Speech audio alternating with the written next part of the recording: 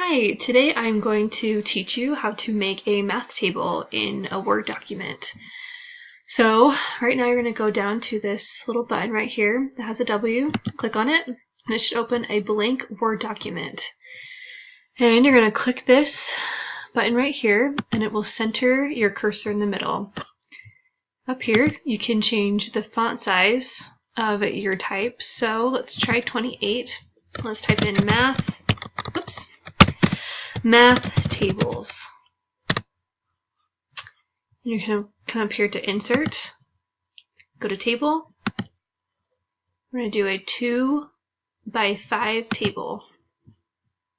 You can adjust the size, make it a little bit bigger.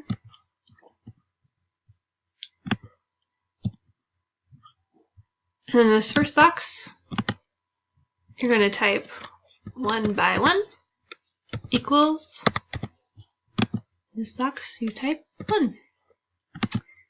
And then 1 times 2 equals